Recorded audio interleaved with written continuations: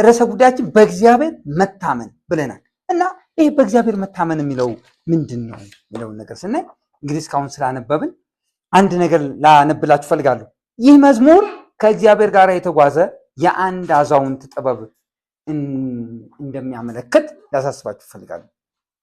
ቁጥር 25 ላይ ምን ብሎናል? ቁጥር 25 አስተዋላችሁ?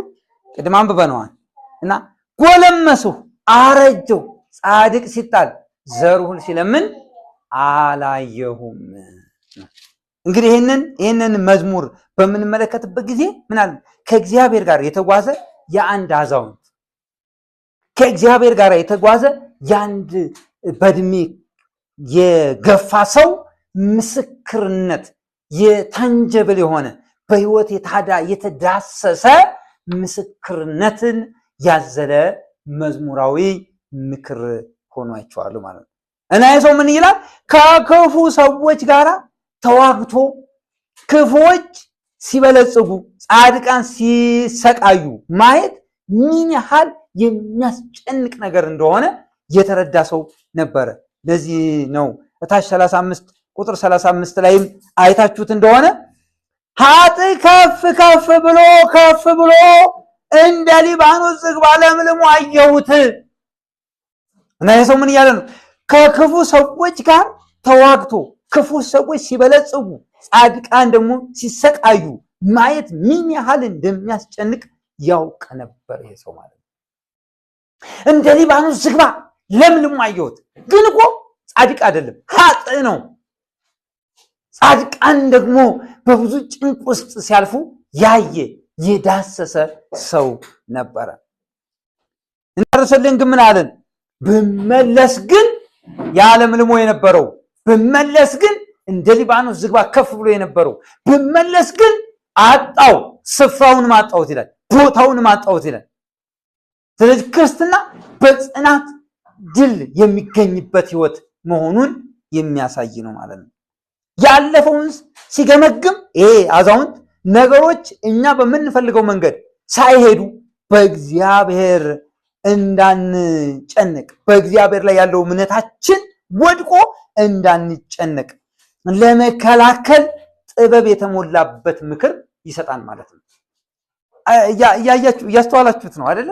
ተመልከቱ እያለ ያለው ጻድቅ ሲጣል አላየውም። እታች ያለውን ወደ ላይ ብናመጣው ቁጥር 35 ያለውን ወደ 25 ላይ ብናመጣው ለምልሟል፣ እንደ ሊባኖስ ዝግባ ለምልሟል፣ ከፍ ብሏል። ነገር ግን አልቲሜትሊ መጨረሻውን ስንመለከት ደግሞ አረጀው አለ። ጎለመስሁ አረጀው። በእነዚህ ሁሉ እነዚያ የለመለሙ የሚባሉት ጻድቅን የተጋፉት እነሱ ሲወድቁ ወደቀ የተባለው ጻድቅ ደግሞ ሲነሳ ለሌሎች ሲያበድር ሲራራ ዘሩ በበረከት ሲኖር ነው ያየሁት። ጻድቅ ሲጣል ዘሩ ሁሉ ሲለምን አላየሁም። ያ ማለት ምን ማለት ነው? ተጋፊ የለውም ማለት አይደለም። የሚጋፋ በአገልግሎታችን፣ በግል ህይወታችን፣ በጤንነታችን፣ በመውጣ በመግባታችን፣ በራእያችን ብዙ ግፊያዎች ሊኖሩ ይችላሉ። እውነታው ግን ይሄ ነው። እንደ ሊባኖስ ዝግባ ለምልም ያለው ኃይል ይወድቃል፣ ጻድቃን ከፍ ይላሉ። አልቲሜትሊ ይሄ ነው እውነታው ወዳጆቼ። ስለዚህ የሰው ምን እያለ ነው ያለው? ሁኔታው ሲዛባ የተዛባ ሲመስላችሁ ተስፋ ቆርጣችሁ በእግዚአብሔር ላይ ያላችሁ እምነት ላልቶ እንዳትወድቁ በእግዚአብሔር ታመኑ ይለናል። ቁጥር 3 ላይ ስትመለከቱ ይሄንን ነው እያለ ያለው። በእግዚአብሔር ምን አድርግ? ታመን። ከእግዚአብሔር ጋር የተጓዘ የአንድ አዛውንት የጥበብ መዝሙር ነው ብዬ የምነግራችሁ። ምን እያለ ነው? በእግዚአብሔር ታመን፣ መልካም አድርግ። አንዳንድ ኢፍታዊ የሆኑ ነገሮችን ስንመለከት ከመልካም ትግበራችን ከመልካም እንቅስቃሴያችን ይመልሱናል። ከቅንነታችን ይመልሱናል፣ ከአፍቃሪነታችን ይመልሱናል፣ ሰውን ከማመን ይመልሱናል፣ ከእውነተኛነት ይመልሱናል። እኔ እንዲያደረኩ ይሄ ሁሉ ከሆነ የኔ አጨዳ ይሄ ከሆነ እንላለን። ራሳችን ለራሳችን ልናጭድ እንሞክራለን። ዕዳ የሚሰጥ ደግሞ እግዚአብሔር ነው እና ሁልጊዜ ወይን ብዙ ጊዜ ከዚህ በፊትም አንስቼዋለሁ። ወይን በምንም ተአምር ዛፎች ተሰብስበው ቢያበሳጩትም ወይንነቱን አይተውም። በለስም በምንም ተአምር ዛፎች ተሰብስበው እኛን አትመስልም እያሉ ቢያንቋጥጡትም በለስነቱን አይተውም። ወይራም ዘሴም እንደዚሁ ዛፎች ተሰብስበው በእኛ ላይ ንገሱ ብለው እነዚህን አትክልቶች ቴስት አድርገዋቸዋል፣ ሞክረዋቸዋል። እነሱ ግን እንደዚህ አሉ። ወይራውም ሰውንም እግዚአብሔርን የሚያስደስተውን ዘይት ማፍሰሴን ትቼ እናንተ ላይ ልነግስ አልመጣም አለ። ይሄ እኔ ስራ አይደለም አለ። ማንነት ይሄ አይደለም አለ። የተፈጠርኩበት አይደለም አለ። ወይራውም ያለው ይሄን ነው። ወይኑም ያለው እኔ ማንነቴ እግዚአብሔርንም ሰውንም የሚያስደስተውን ማመንጨት ነው። ያንን ነው። በለስም የተናገረው ይሄን ነበር። ስለዚህ ወላጆቼ ጌታ ኢየሱስ ከአጣጥ እሾህ በምንም ተአምር ወይን አይለቀምም ብሏል። እያልክ ያለው ምንድነው? መልካምነታችንን በክፉ ሰዎች መለካት የለብንም። በሚገጥሙን ነገሮች መለካት የለብንም። ክርስቲያናዊ ህይወታችንን ማድረግ ነው። ኢየሱስ ክርስቶስን መመልከት አለብን። በገጠመው በዛ ሁሉ ቻሌንጅ የጸናውን ኢየሱስን ማሰብ አለብን። ምንም ሲያደርጉ ማንነቱን ቀይሮ አያውቅም። እሱ ነው የኛ አምላክ። ሃሌሉያ። ስለዚህ በእግዚአብሔር ታመን፣ እንደውም መልካም አድርግ፣ በምድር ተቀመጥ፣ ታምነ ተሰማራ። በእግዚአብሔር በመታመን እግዚአብሔር ይባርከን። በመታመን እግዚአብሔር ይባርከን።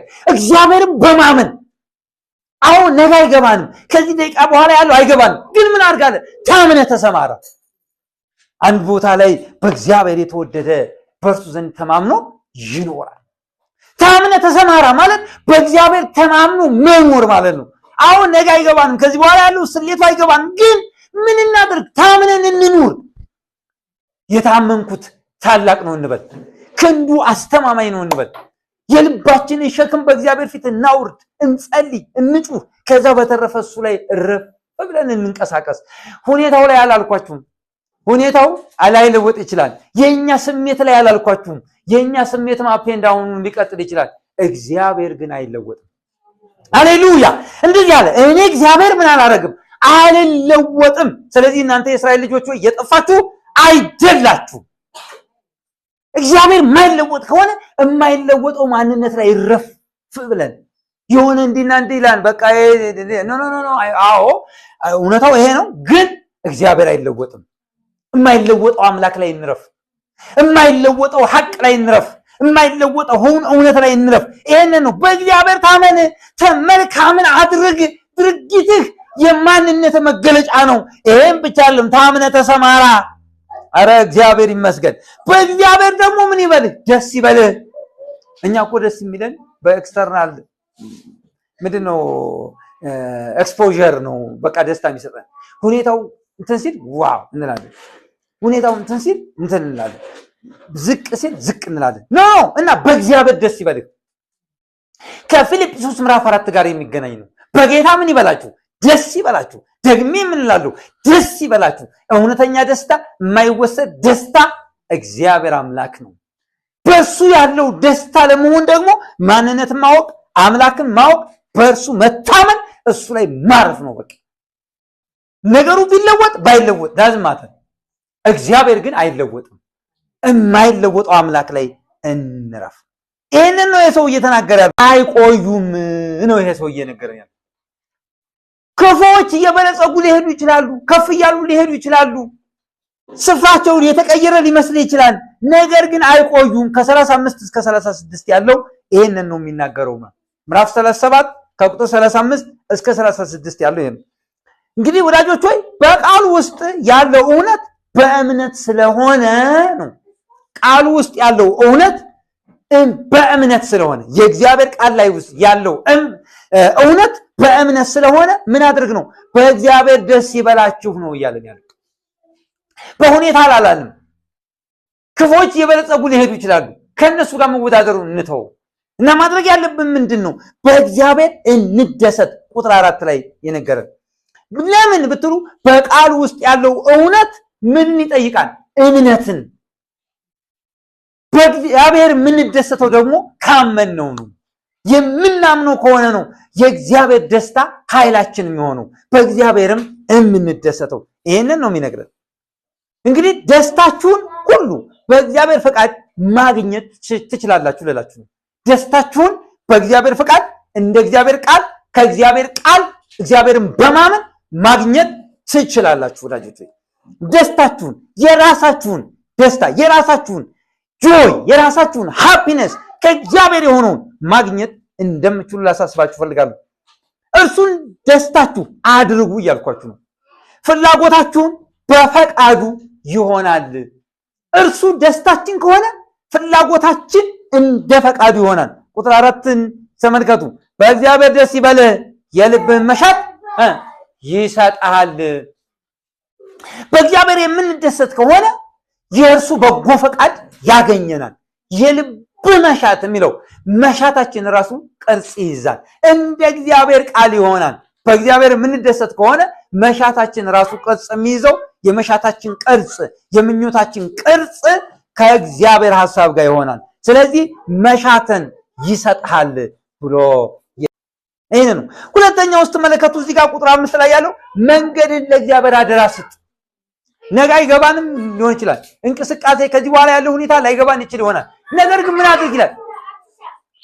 ምንድነው ያ? መንገድን ለጌታ አደራ ስጥ ብሎ ይነግረናል።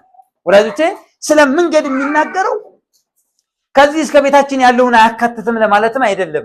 እያለ ያለው ላይፍ ስፓን ነው እያለ ያለው ህይወትን ነው እያለ ያለው። ቁጥር 5 ላይ መንገድን ለእግዚአብሔር አደራ ስጥ፣ በእርሱም ታመን፣ እርሱም ያደርግልሃል ብሎ ይናገራል።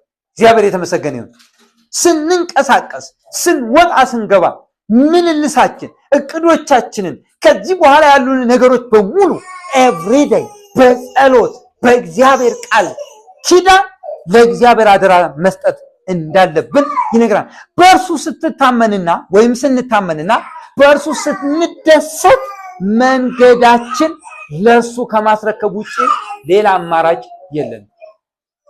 በእርሱ ስንታመን እንዲሁም ደግሞ ደስታችንን እርሱን ስናደርግ በእርሱ መንገዳችንን ለእርሱ ከመስጠት ውጭ ምንም አማራጭ አይኖረንም ማለት ነው።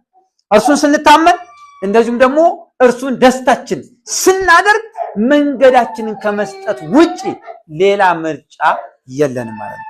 እግዚአብሔርን የታመኑ ሰዎች፣ እግዚአብሔርን ደስታቸው ያደረጉ ሰዎች አንደኛው መገለጫቸው ምንድን ነው ብትሉ መንገዳቸውን ለእግዚአብሔር አሳልፈው መስጠት ነው ማለት ነው። ነጋቸውን ከዚህ በኋላ ያላቸውን ፕላን፣ የህይወታቸውን ፕሮሰስ ለእግዚአብሔር አሳልፈው ነው የሚሰጡት። እግዚአብሔርን ስለሚያምኑት ነው።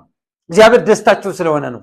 አያችሁ፣ በእግዚአብሔር የሚደሰት ሰው ከዚህ በኋላ ወዳጆቼ እንኳንም እግዚአብሔር አምላካችን ሆነ እሱ የሚያውቅለት ሰው እግዚአብሔር ያውቅልኛል የሚል አማኝ፣ አያችሁ፣ በእግዚአብሔር የሚታመነው እግዚአብሔር ያውቅልኛል፣ እኔ ነገዬን አላውቀውም፣ ነገዬን ግን የሚያውቀውን አምናለሁ የሚል ሰው ነው። ይሄን ብቻ አይደለም፣ እግዚአብሔር ደስታዬ ነው፣ ሌላው ደስታ ሁሉ ከፍ ይላል ዝቅ ይላል፣ ሌላው ደስታ ሁሉ ይጠወልጋል።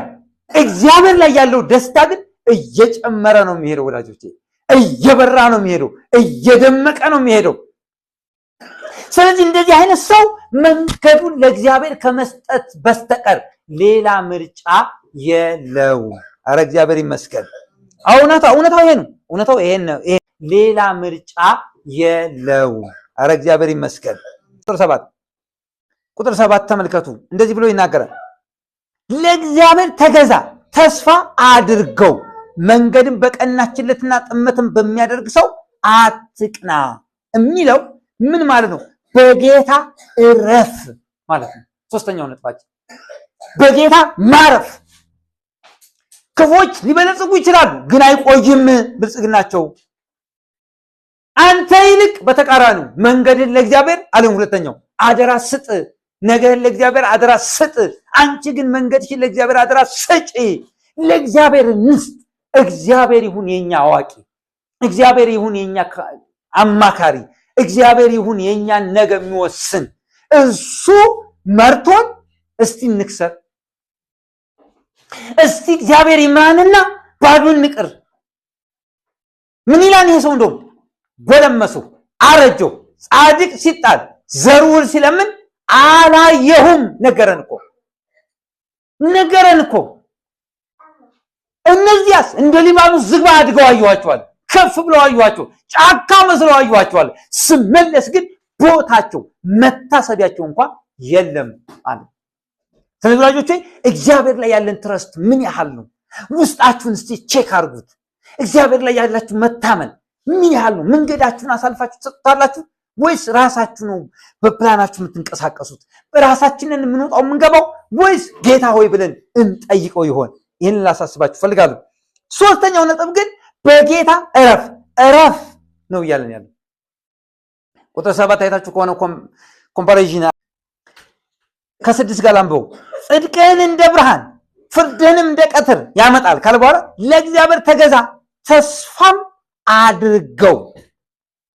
መንገድ በቀናችለትና ጥመትን በሚያደርግ ሰው አትቅና። ከቁጣ ራቅ፣ መንገድ መዓትን ተው፣ እንዳትበድል አትቅና። ስለዚህ ምን እያለን ያለው? በጌታ እረፍ በል። አለበለዚያ ከሌላ ሰው ጋር ራስህን የምታወዳድር ከሆነ ይለናል። ሁኔታዎችን ከሌሎች ሰዎች ሁኔታ ጋር የምታወዳድር ከሆነ ትቀናለህ። ከቀናስ ትበድላለህ። ከዛስ ወደ መዓት ትገባለህ። እንደዚህ አይነት ሰዎች ደግሞ ሲጠፉ ነው ያየሁት ብሎ የያዛውንት ይመክራል። የሚቀኑ ሰዎች ይበድላሉ። የሚበድሉ ሰዎች ጥፋት ነው መጨረሻቸው። እንደ ሊባኖስ ዝግባ ከፍ ብለው የነበሩ እነዚያ ሲጠፉ እንዳየው እንዳትጠፋ መዓትን ተው፣ ከክፋት ራቅ፣ ይልቅስ መልካም አድርግ ብሎ ይሄ ሰው ይመክራል። ወላጆች ሆይ እኔና እናንተም በመንገዳችን የሚያስቀና የተለያየ እኔም እስኪ ራሴን ላሳያቸው የሚያስብል መንገድ አለ። ስለዚህ ማረፍ። በማን ማረፍ? በጌታ ማረፍ። እንደውም አንድ ሰው እንደዚህ ብሏል፣ እረፍት ማጣት ያለማመን ምልክት ነው። እረፍት ማጣት መልሶ ምንን ነው የሚፈትነው? እምነታችንን ነው የሚፈትነው። ስለዚህ ማረፍ ሲባል ምን ማለት ነው? ማመን ማለት ነው። በሌላ ቋንቋ አሁንም ማመን ማለት ነው። 100+ ማመን ማለት ነው። የሚገርም ነገር ነው። እኔ የምደነቀው በሚያምኑ ሰዎች ነው። ማመን በነገራችን ላይ ዝም ብሎ አይመጣም። ከእግዚአብሔር ቃል ጋር በመቆየት በጸሎት በመቆየት የጌታን ተአምራቶች በመቁጠር ነው የሚመጣው። በቆይታ ነው የሚመጣው። እኔ እምነት በህይወቴ ሪሊዝ ሲያደርግ አውቀዋለሁ። ዝም ብሎ ግን አይደለም የመጣው። መጀመሪያ እንደ ዘር ነው፣ ትንሽ ነው፣ የሰናፍጭ ቅንጣት ነው የሚያክለው።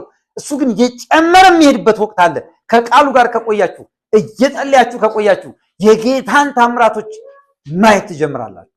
ህይወታችሁ በእምነት ይሞላል።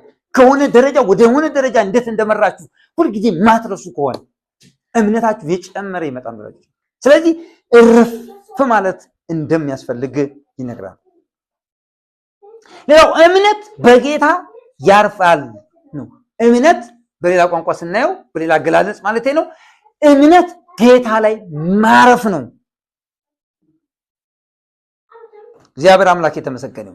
ይህንንም ከፊልጵስዩስ መጽሐፍ ጋር ተገናኝቶ እንመለከተዋለን። ታስታውሳላችሁ? አእምሮን ሁሉ የሚያልፍ የእግዚአብሔር ሰላም ልባችሁንና ሐሳባችሁን ምን ያደርገዋል ይላል? ይጠብቀዋል። አእምሮን የሚያልፍ የእኛን ይህን ውስኑን የሚያልፍ ሌላ ሱፐርናቹራል የሆነ የእግዚአብሔር ኃይል ሁለንተናችሁን ይቆጣጠረዋል። የሚገርም ነገር ነው። ክብር ለኢየሱስ ክርስቶስ ላዳኛችን ነው። ላዳኛችን ክብር ይሁን።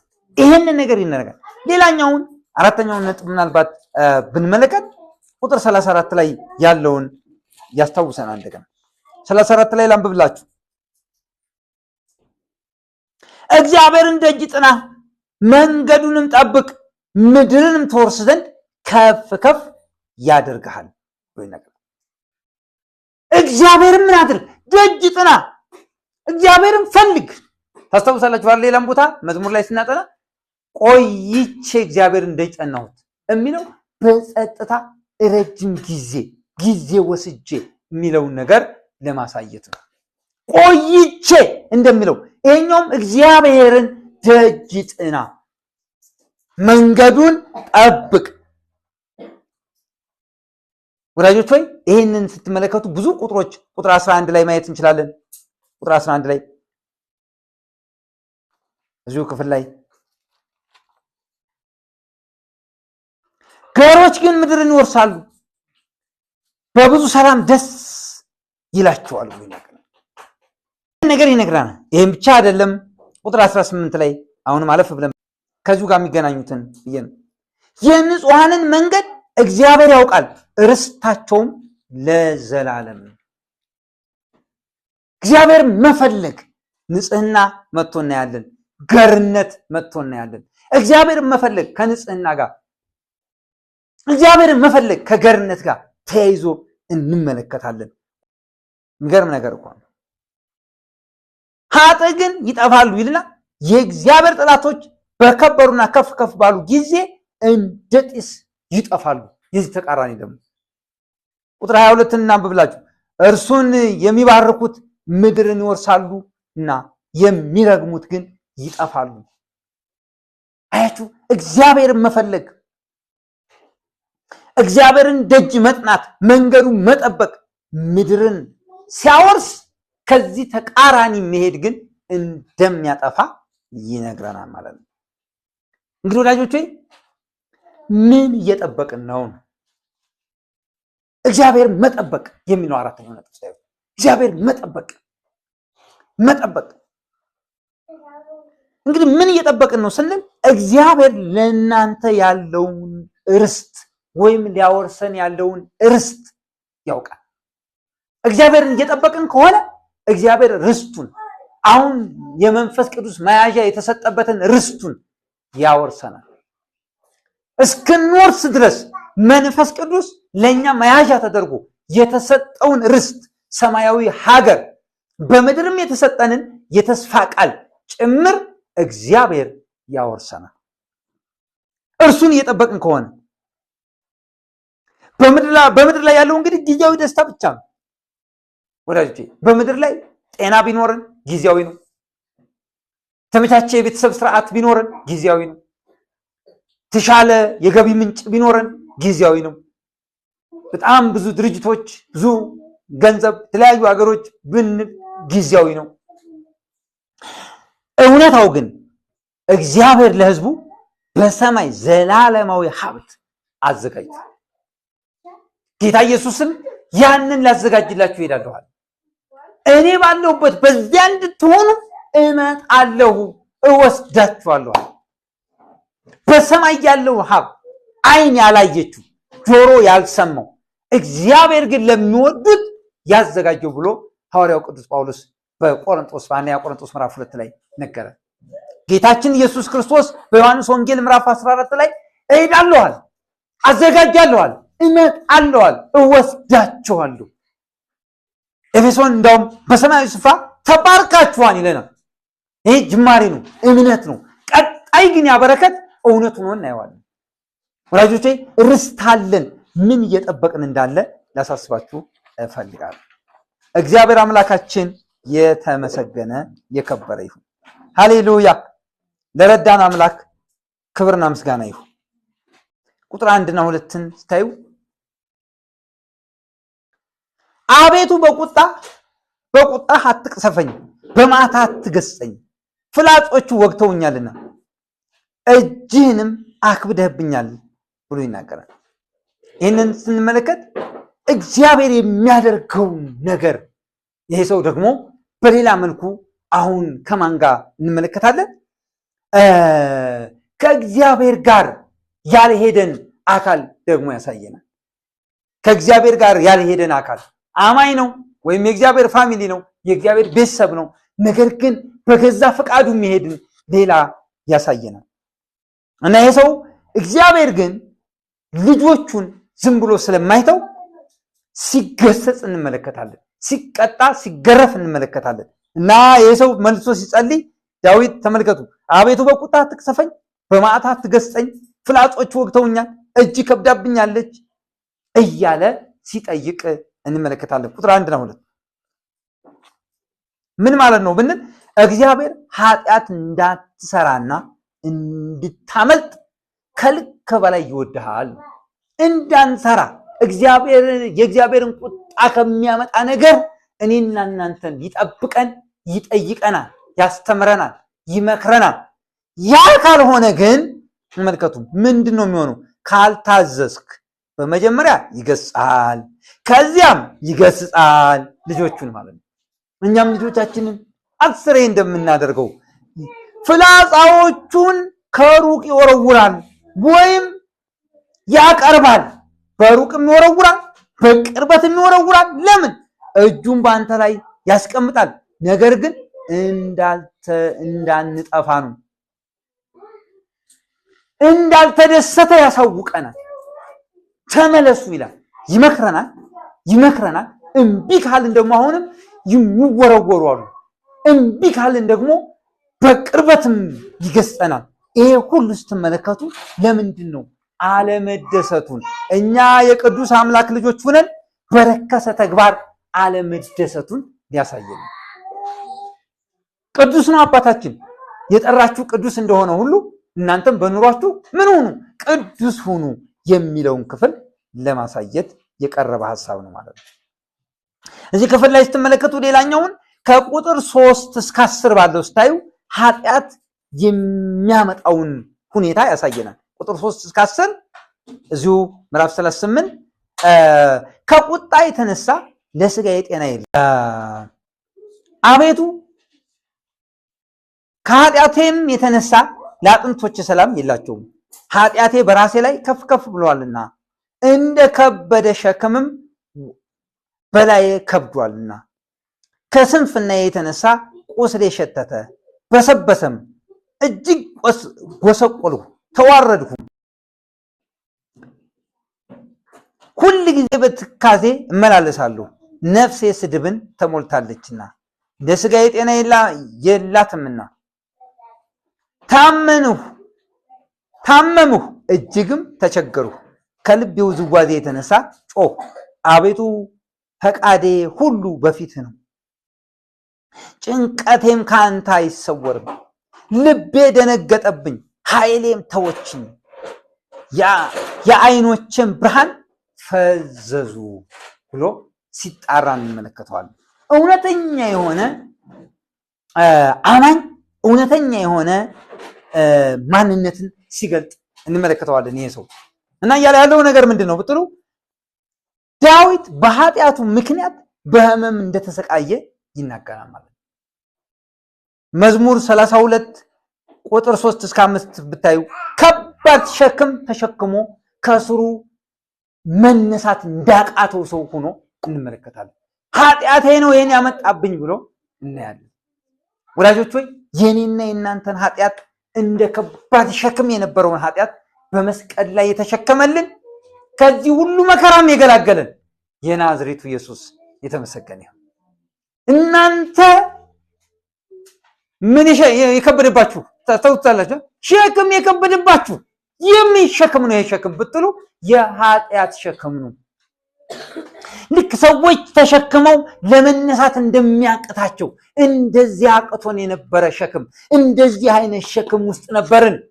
ይህን ሸክም በቀራንዮ መስቀል ላይ የተሸከመልን ከእንደዚህ አይነት አስጨናቂ ሸክም፣ ከልብ ሸክም፣ ከአእምሮ ሸክም፣ ከህይወት ምልልስ ሸክም፣ ከአጋንንት ሸክም፣ ከኃጢአትና ከበደለኝነት ሸክም የፈታን የእግዚአብሔር ልጅ ናዝሬቱ ኢየሱስ የተመሰገነ። አያችሁ ቁስሌ ሸተተ ይላል፣ እንደዚህ ሆንኩ ይላል። ከዚህ ሁሉ ስቃይ የገላገለንን ኢየሱስ እንድናስብ ነው። አሁን ከሳሾች በዙሪያችን ሊኖሩ ይችላሉ፣ ሊያወሩ ይችላሉ። ኖ አይደለም፣ ኢየሱስ ክርስቶስ ከዛ ነፃ አውጥቶኛል። አዎ ይሄን ሳስብ የቀደመው ማንነቴ ይሄ ነው። ኢየሱስን ሳስብ ግን እግዚአብሔር በሰማይ ያዘጋጀው ማንነቴ ያ በክርስቶስ ያገኘሁት ነው ብለን ራሳችን እንድናቀርብ የሚያሳየን ሆኖ እናያለን።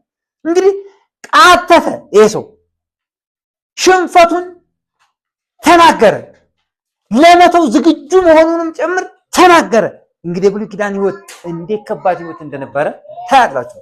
እኔና እናንተ ምናልባትም የብሉይ ኪዳን ስርዓት ትምህርት ምናምን ባይሰጠንም እንኳ ነገር ግን ኃጢአተኝነት ማለት ምን እንደሆነ እናውቀዋለን።